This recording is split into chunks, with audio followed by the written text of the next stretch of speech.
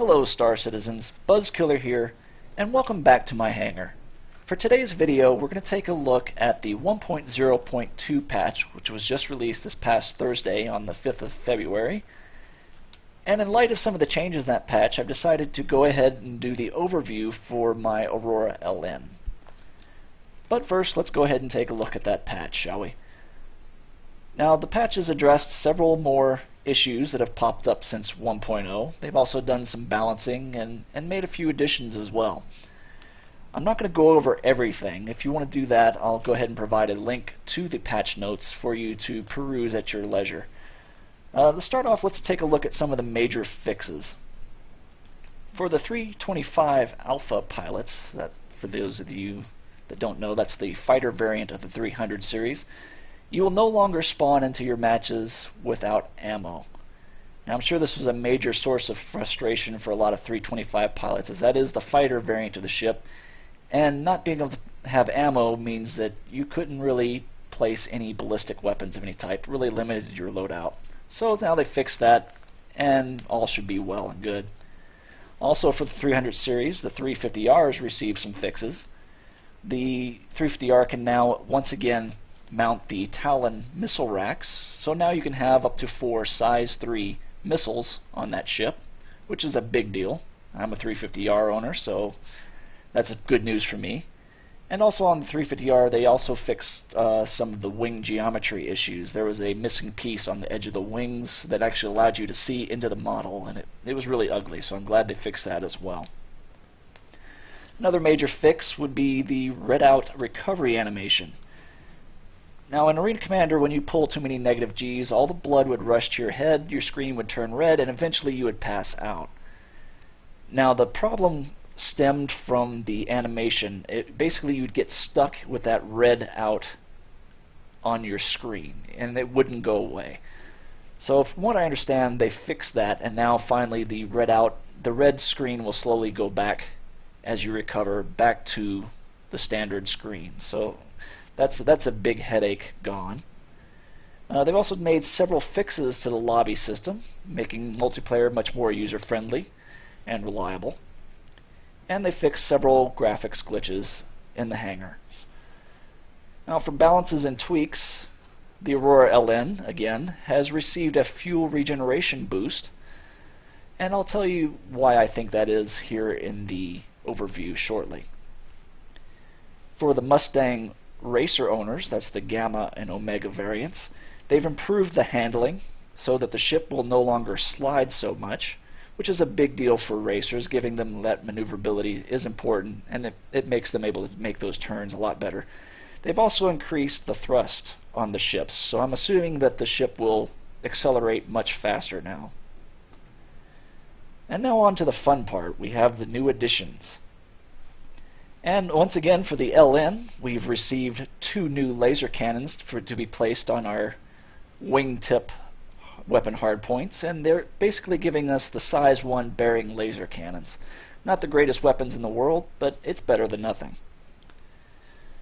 Also, we have a new ballistic cannon in the Voyager Direct Store, and that's the Tarantula 870. Now, this is a size 2 ballistic cannon. They say it's a Gatling cannon, but it's not a very fast firing cannon. So it's a size 2, and it's available for 9,000 UEC, again in the Voyager Direct Store.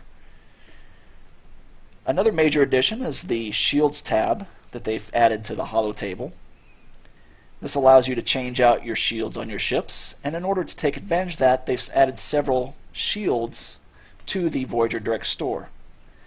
Now, the new shields come in 2 major varieties. You have your ink marks, which are primarily for direct damage, and then you have the ink splash, which, as the name sounds, allows you to take more splash damage, which is for missile explosions and such. Now, each of these variants come in size 1 through 4, giving a total of 8 choices right now in the Voyager Direct Store. Now, you can also, if you own a lot of ships, as I do, you can pull shields and power plants from other ships, and I'll show you that here in a minute. And finally, we have 3 new paint skins for the Aurora. And now these are available in the Pledge store. And this is in addition to the paint schemes that were already added for the buggy. As you can see there on the left, I have my little Gray Cat PTV, and it is sporting the rifle green skin. Now the 3 new skins, as I said, are currently available for the Aurora, but they will be soon available for all ships. And basically they're plug-and-play type of paint skins. What that allows you to do is you can put them on or take them off as you like, and you can take them off, and I'm sure once they allow other ships to take these, you'll be able to pull it off of, say, your Aurora and put it on your 300 series. Now the 3 paint skins they've released that are available are the UEE Distinguished Service skin, and I've actually purchased that, and I'll show you it here in a minute. And also they have the Dread Pirate skin, which is a black skin with a white skull and crossbones.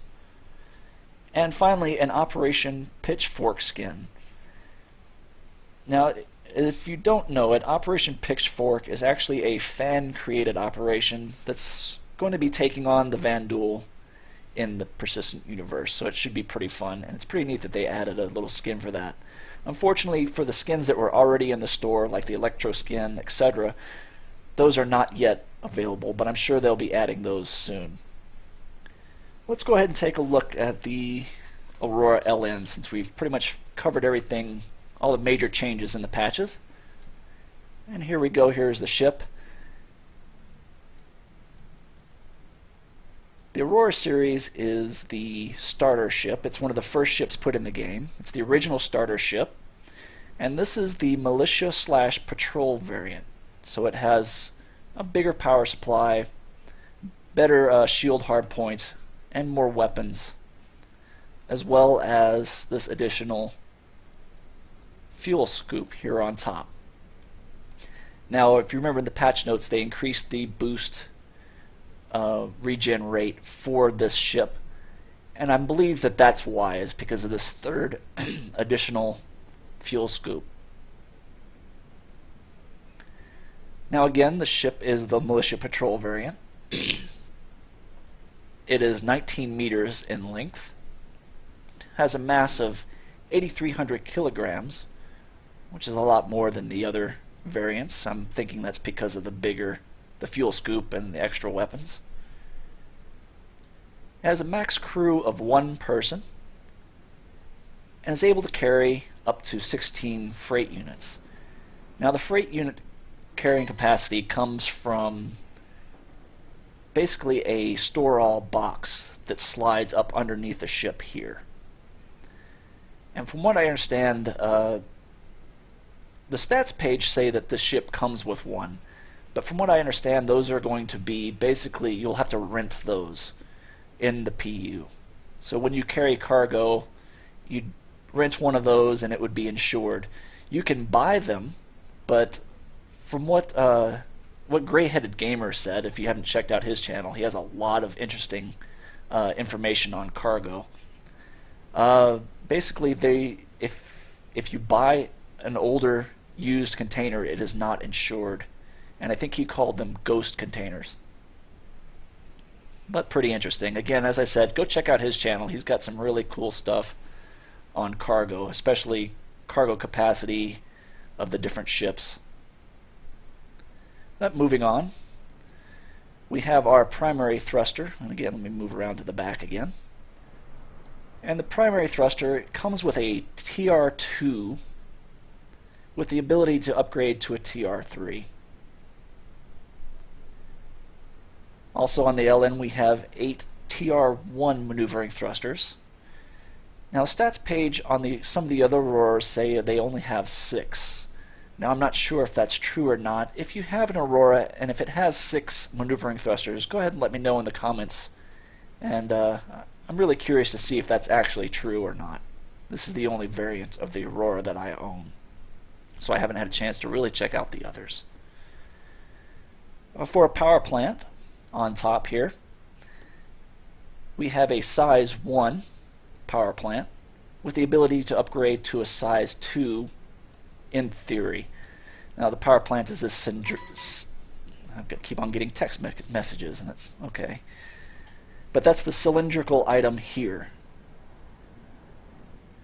And I have been able to trade it out with other size 1 power plants. I pulled one from the M50 Racer, and it fit in here, but I wasn't able to put a size 2 in here, so I don't know if that's a bug or if it's something new, some new balance. Directly behind that we have the shield generator, and that's this little square black box here.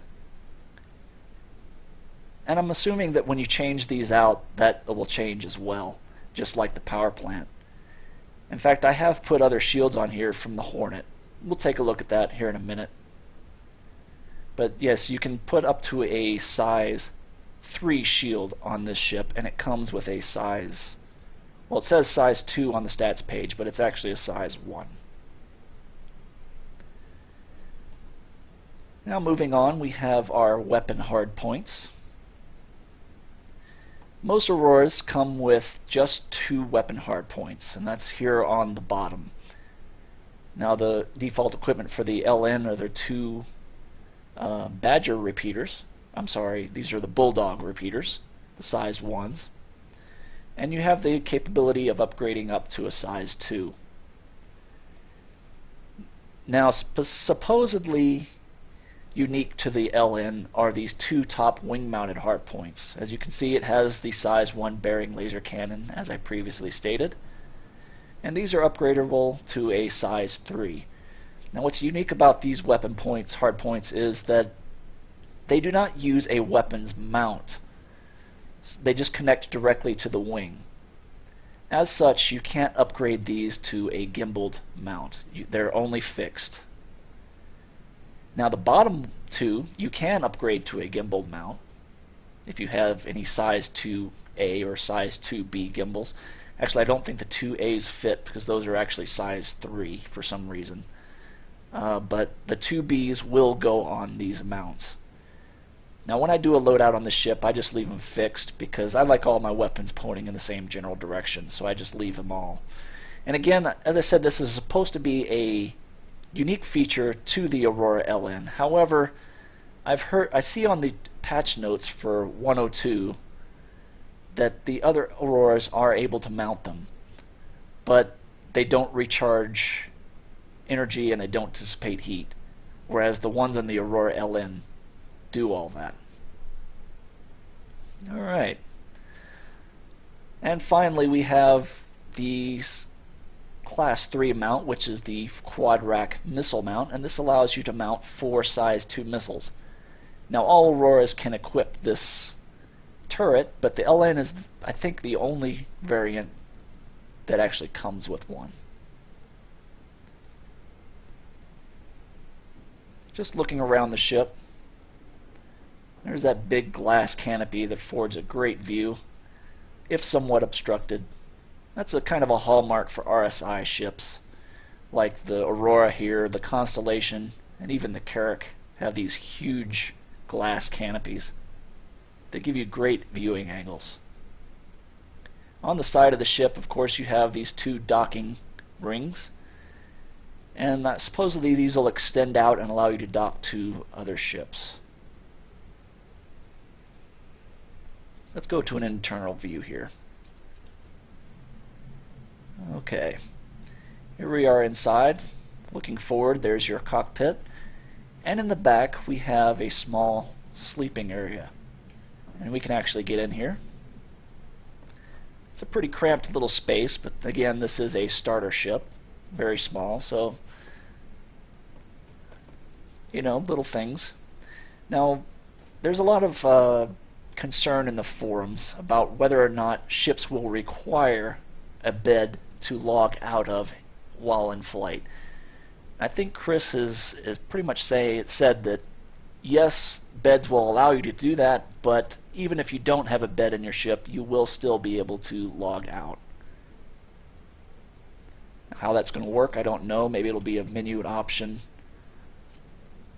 but that's just one of the things we'll have to wait and see.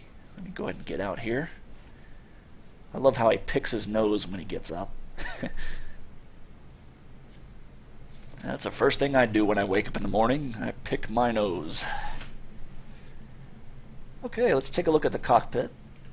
I love this little interior detail here, the sort of watch your head caution stripes there.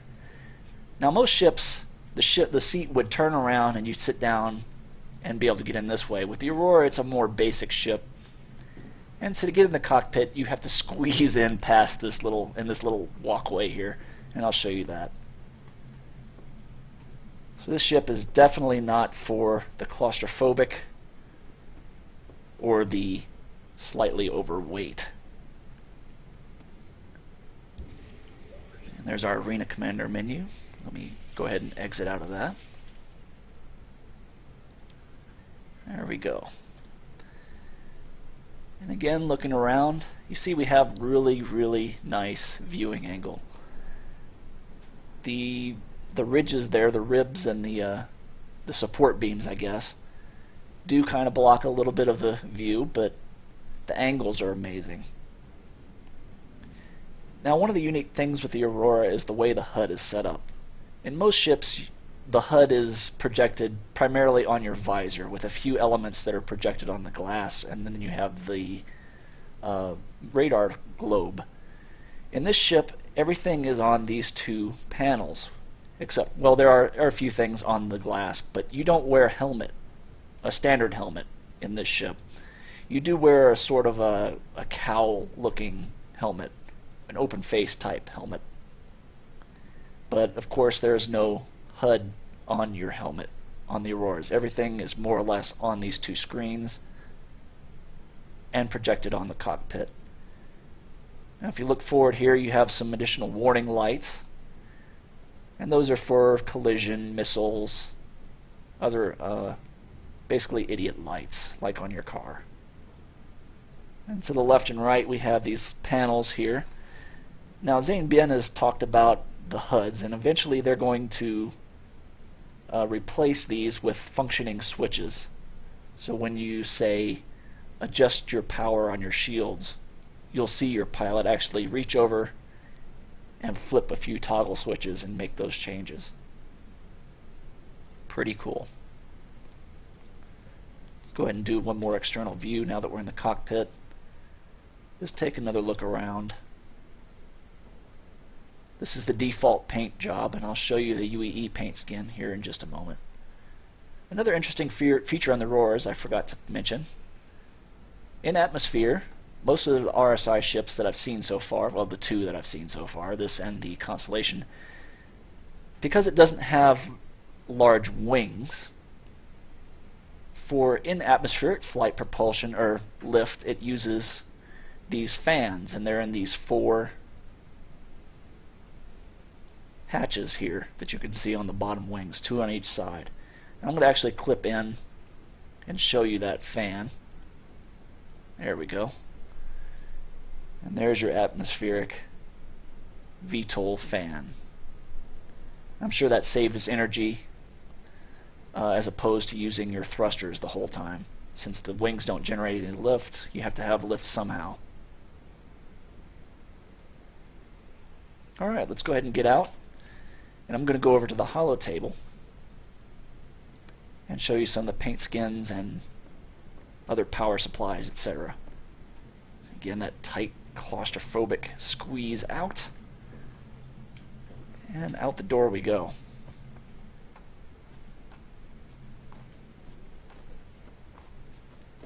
Before I do that, I'm going to go ahead and show you these. This is of course the open cargo or open access hatch / docking collar. It has a pretty neat little animation to how it works. As you can see right now, that bar is horizontal. Now when I hit the use button, it's going to rotate to the vertical position and then extend a ladder as it opens the glass. And watch as the glass pops out as well.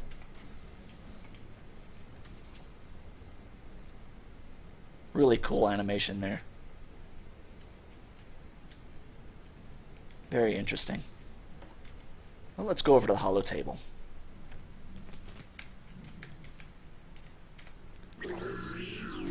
Okay, power this up.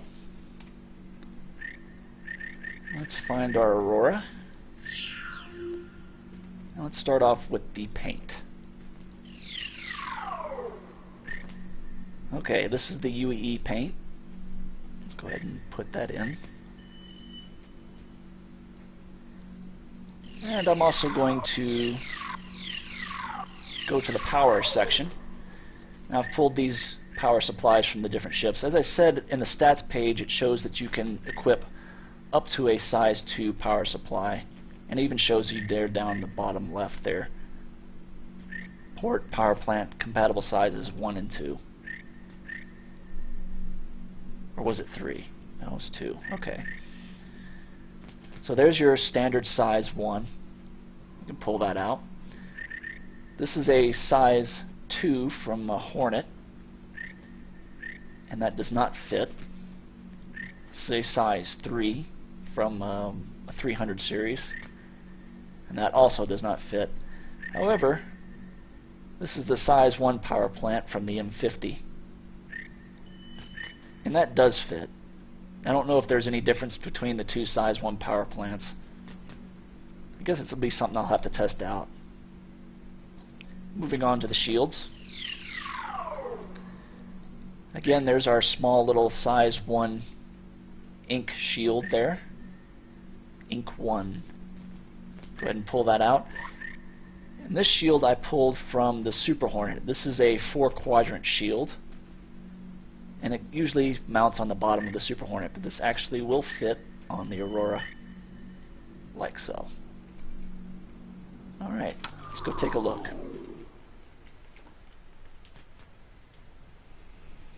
And I'll go ahead and get in so we can see from the, so we can use the external view. Alright. There we go. And there's the UEE skin. A nice dark green on light green with a few white highlights. A little bit of yellow there too. UEE logo. Now they said that there is a bug where the intakes don't take paint. So I'm guessing these 3 silver intakes will eventually be green or dark green. Who knows what color they'll be. But for now they're just the standard metallic gray. Now notice that the power supply plant is gone, the one that we saw, and so is the shield. Well, you can sort of see the top of the shield there, the little almost triangle. I'm going to go ahead and clip into the ship model and show you that they are actually in there. And there it is. There's the engine from the M50 racer. Snugged in here tightly. And then let me move back. And there's our shield generator from the Hornet. Well, while we're in here, let's take a look at the thruster. This is another good example of Star Citizen and their attention to detail, even things that aren't usually seen. Take a look at this main thruster. A little shiny, but absolutely beautiful. It's a great looking main thruster. I love this little section back here with the waffles sort of texture. Pretty friggin' cool. Let's go ahead and get out here. Take one more final look around. Alright, there's the 4 rear maneuvering thrusters. Those are the roll type maneuvering thrusters. One on the top, one on the bottom, and one on each side. Our very simple landing gear.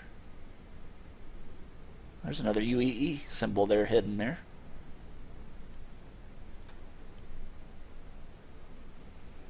Docking collars, those have been painted. Even the front struts here have been painted. And of course our 4 additional maneuvering thrusters. Top, bottom, left, right. Not bad for their first go at paints. Hopefully we'll be seeing some more interesting paint jobs in the future. Alright, that pretty much sums it up for the Aurora LN overview. I hope you enjoyed the video. If you did enjoy it, go ahead and hit that like or subscribe button. And what I'll do is I'll come back in my next video and do a flight/combat trial of the Aurora LN. I'll probably release that about the same, probably here in a few hours after I've released this one. But again, this has been the Aurora LN, and I'm Buzzkiller, and I'll see you guys in the verse.